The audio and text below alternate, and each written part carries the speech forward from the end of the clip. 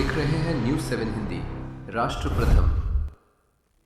नमस्कार, मैं हूं प्रशस्ति तिवारी और आप देख रहे हैं न्यूज़ 7 हिंदी। दिल्ली में सोनम वांगचुक के समर्थन में शुरू हुआ आंदोलन अब एक नए मोड़ पर पहुंच गया है। पहले धरना दे रहे प्रदर्शनकारियों को पुलिस ने हिरासत में लिया, जिसके बाद माहौल गर्मा गया। आरोप है कि हिरासत के दौरान प्रदर्शनकारियों के साथ अभद्रता और मारपीट की गई। इन आरोपों को अभिनेता अभिजीत दीपके ने भी अपने सोशल मीडिया पोस्ट के जरिए उठाया, जिससे मामला और ज्यादा चर्चा में आ गया है। आइए सबसे पहले हम आपको सुनाते हैं कि अभिजीत दीपके ने क्या कुछ कहा है, सुनिए। जब मैं यहाँ से निकला फ्रेश होने के लिए, तभी पुलिस के गुंडे यहाँ आए, सोनम सर को घसीटकर गाली गलौज करके लेकर गए।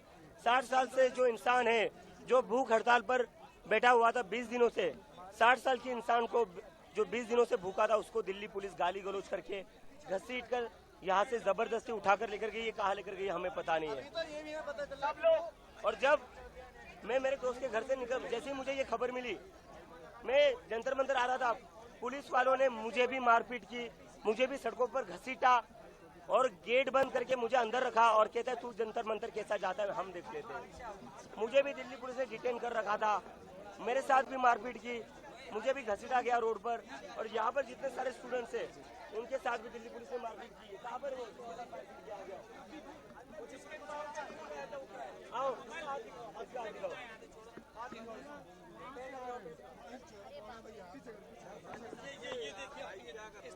ये मेरे फोन भी छीन के ले गए, लोगों के फोन भी छीन कर लेकर गए।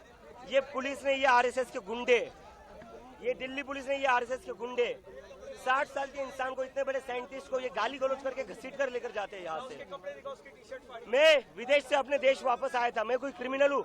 मेरे को इन लोगों ने सड़कों पर घसीटा, मेरे को सड़कों पर मारा इन लोगों ने। और जब मैं चिल्ला रहा था मदद के लिए, मेरा मुंह दबाया गया दिल्ली पुलिस के द्वारा और कहते क्यों चिल्ला रहा है तू बहुत चर्बी चढ़ी थी तुम लोगों में, अब दिखाते हम तुम लोगों को हम क्या है। ये दिल्ली पुलिस का रवैया, ये गुंडे है, ये पुलिस ने, ये आरएसएस के गुंडे हैं। और ये सोनम सर को कहाँ लेकर गए हमें पता नहीं है, लेकिन आज जो भी हुआ है उससे एक चीज तो साफ हो गई, इस देश में डेमोक्रेसी नहीं है। नरेंद्र मोदी एक तानाशाह है, नरेंद्र मोदी एक तानाशाह है और दिल्ली पुलिस उसकी गुंडागर्दी को आगे बढ़ाती है। ये देश के लिए नहीं है पुलिस, ये पुलिस सिटीजन्स के लिए नहीं है। नरेंद्र मोदी की तानाशाही का जवाब इस देश की जनता को देना होगा। मैं अपील करता हूँ देश भर के लोगों से, जो ये वीडियो देख रहे हैं, सारे लोग सोनम सर के सपोर्ट में आज शांतिपूर्ण प्रोटेस्ट करें। पूरे देश भर में अपने अपने डिस्ट्रिक्ट्स में, अपने एरिया में शांतिपूर्ण प्रोटेस्ट करें। अब हम ये तानाशाही और बर्दाश्त नहीं कर सकते।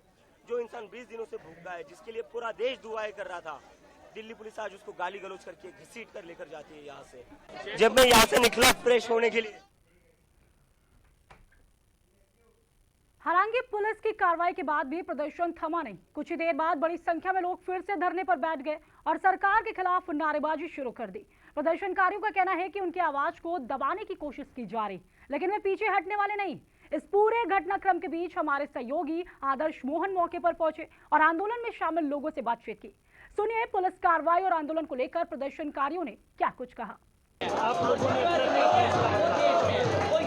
देखिए, सोनम वांगचुक, अगर हाईकोर्ट का ऑर्डर था सोनम वांगचुक जी को ले आने का, तो हम ये पूछना चाहते हैं उनको घसीटते हुए, है ना, और उनको गाली गलौज ले आते हुए क्या ये जरूरी था?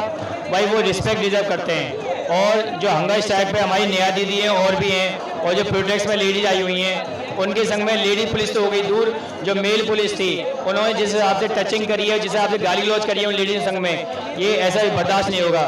अब हमें सिर्फ मात्र इस्तीफा नहीं, पूरी सरकार उखाड़ फेंकनी है। सभी सांसद महोदयों से, सभी नेताओं से, सभी संगठनों से निवेदन है, देशवासियों से निवेदन है, अब इस बुलडोजर सरकार को उखाड़ फेंकना है और एक ऐसी सरकार चुननी है जो संविधान को माने।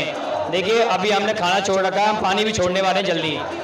हमको कुछ भी हो जाता है तो देशवासियों से निवेदन है कि ऐसा देश बनाना, एक ऐसी सरकार चुनना जो चाहे राष्ट्रपति हो या चपरासी हो, जो सरकार से रुपया उठाएगा, सरकारी तनख्वाह उठाएगा, वो केवल सरकारी स्कूल में पढ़ाएगा, सरकारी हॉस्पिटल इलाज कराएगा, अन्यथा उसको पद छोड़ना पड़ेगा।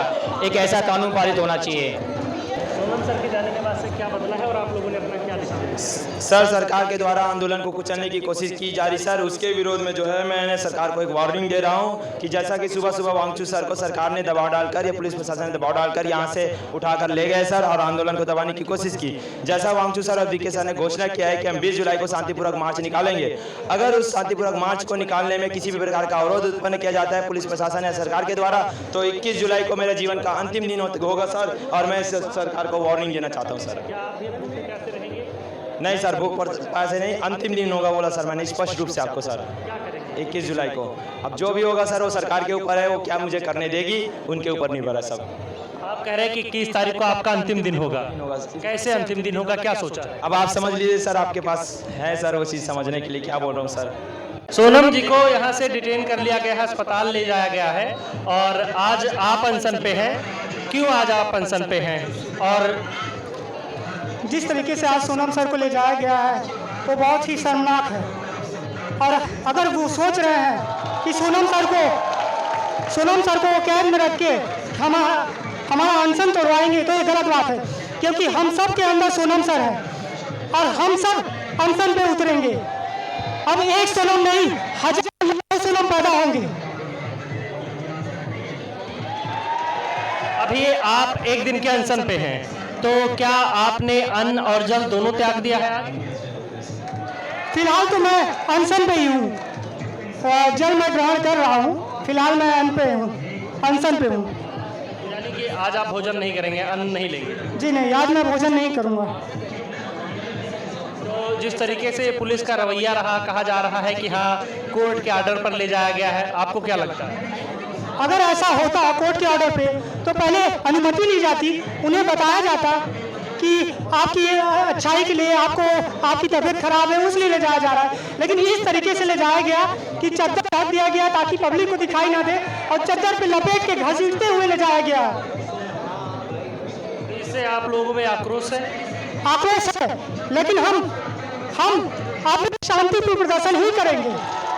और अब तो हमें धर्मेंद्र प्रधान का इस्तीफा नहीं, अब हमें नरेंद्र मोदी का इस्तीफा चाहिए। उनके इस्तीफे से क्या होगा?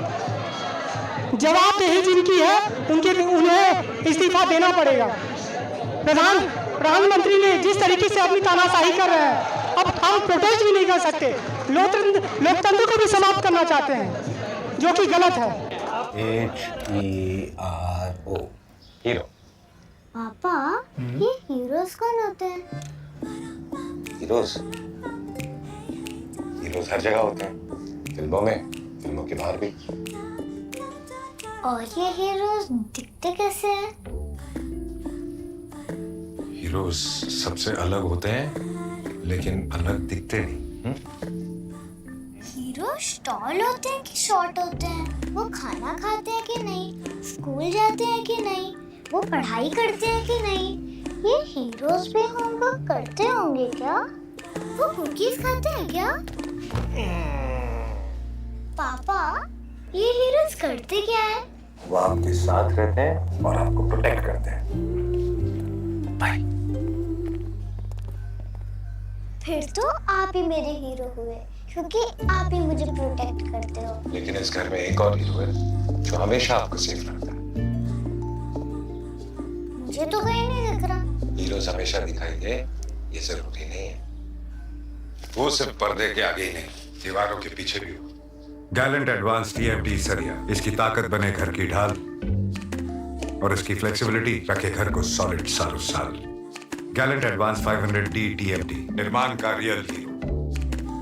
सॉलिड भी, फ्लेक्सिबल भी। Gallant TMT।